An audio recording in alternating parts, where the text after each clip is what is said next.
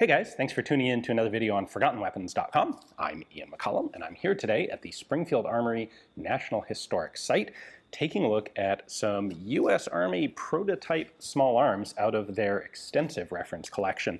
And today we have a super cool example of a one-off proof of concept gun. This is the T44 light machine gun, and it was built in 1946.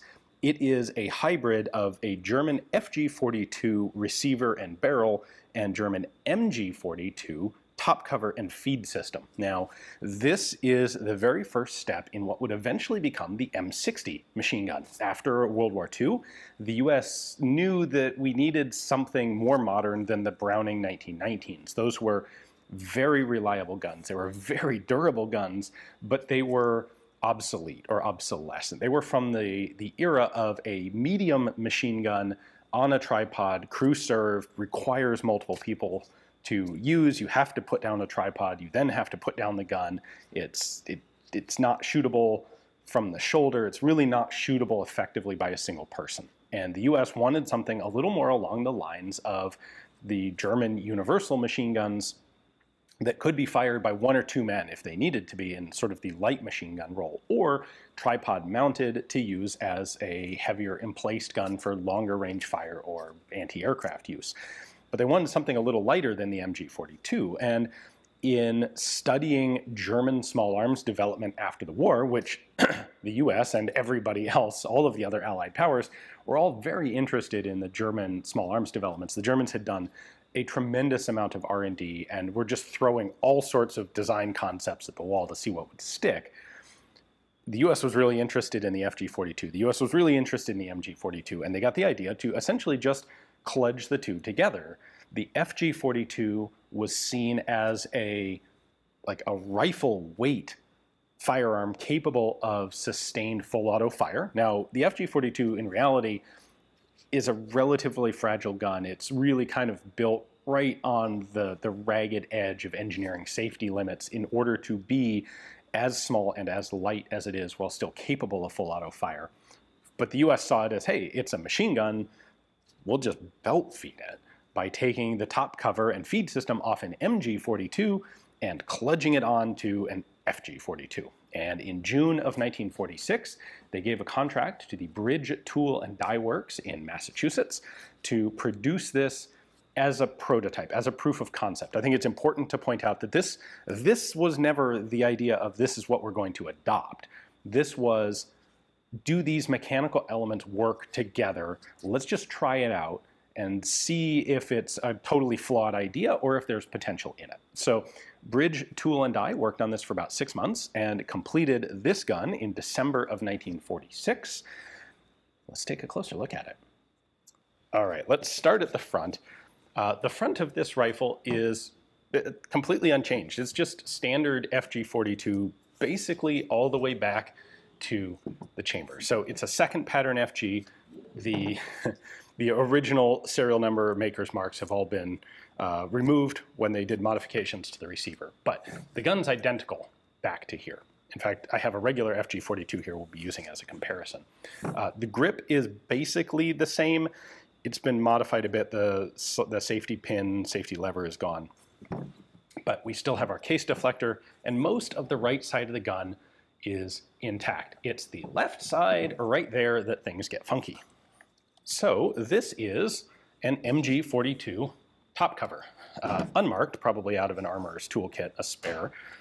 Push that in, we can open it up, and again, this is standard MG42, and then this is our modified FG42. The idea was just, let's convert this from a mag-fed gun into belt-fed, and yeah, the way they had to put it on the side, because in order to avoid making massive changes to the gun, the FG42 originally fed from a side magazine here, so you want to put the cartridges in the same position for feeding, which means the belt is going to come in from the bottom, feed in here, and then your empty belt is just going to come out here and just like flop over one side of the gun or the other. While we're here, let me point out, this gun is essentially unusable from a practical perspective. It'll function as a proof of concept. It fires. It did fire. They did obviously do test firing of this, but the feed tray here is so tight to the pistol grip, and it has to be in order to have space for cartridges to feed in here. This thing's so tight in that there's no space for your thumb inside here. Like, you're gonna have to get kind of this weird grip on it with your thumb down there in order to actually pull the trigger. Yeah, it's a proof of concept. It's not meant to be a service weapon. All right, so the main change that they made was to add this roller lug to the back end of the FG42 bolt. That, of course, is there to operate the feed mechanism on the MG42 top cover. The MG42 bolt has a stud like this coming up off the top. Now, the modification work to the receiver here is a little more extensive than you might notice just at first glance. So right off the bat, I'm going to pull the stock off. Bridge Tool and Die substantially improved the stock. So you have a release button here. They put a metal butt plate on it. For comparison, here's a standard FG42 stock. In fact, I should point out, this is not a modified FG42 stock. This is a completely new made stock. You can tell by the lack of the sling swivel attachment right here. These were intended to be lightweight. They have a separate wooden butt plate in there that's held in place by 2 cross pins. These tend to crack. In fact, you can see cracks there.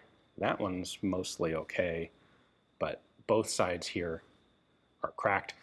Endemic problem to the original FG42s. The release button is this little tiny thing that's really a pain to remove the stock with. Bridge Tool and Die changes all that. They make it a heavier stock, metal butt plate, 2 normal screws going into it, much more robust stock removal latch, metal reinforcement back here. Of course, you kind of have to have that to lock the top cover in, but that's the stock. Then if we look at the receivers, this is a standard second pattern FG42. This is our T44. You can see on the FG42, the receivers cut away here. They wanted to have full contact with that top cover. So the T44, they actually went in and welded in an additional piece of receiver right back there. If you look up close, you can see the weld down there pretty clearly. You can see the seam on the inside. So this whole section has been added. The original FG42, of course, had a rear sight. It also had this architecture for a scope mount on the top of the receiver, and the receiver itself is stamped. And you can see that at the top here, it's 2 layers, one folded over the other. On the T44, all of that has been removed. They've reinforced the top here, so there's a much heavier piece of steel right there. They obviously cut this slot in the whole thing to give the bolt roller lug a place to travel, reinforced this.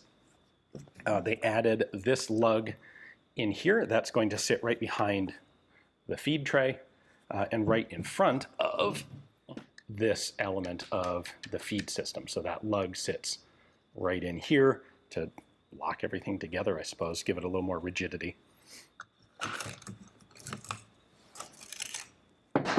Recoil system stayed exactly the same. If I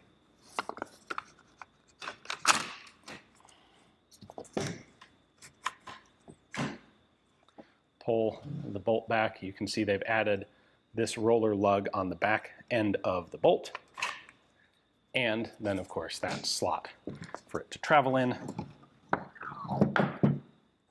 which obviously does not exist in the original FG42. So all of, not just the rear sight, not just the scope mount, but this whole element of magazine magazine well, that all came off, all got milled off, slot there. Like they really removed essentially half the left side of the FG receiver in order to turn it into a belt-fed gun. By the way, I can pull the pin here, take that off. This was a standard MG42 feed tray, but they've added on, a little hard to see the welding marks, but they've added on this extra feed tray to guide rounds up away from the pistol grip. There you go. There's a closer view of the lug that was welded on to attach that feed, MG42 feed cover. Interesting that it looks like it may have actually cracked under firing. That weld has cracked through. So maybe a little more stress on that part than they imagined. But when they develop further down the M60 line, of course, the top cover goes from the side to the top where it ought to be.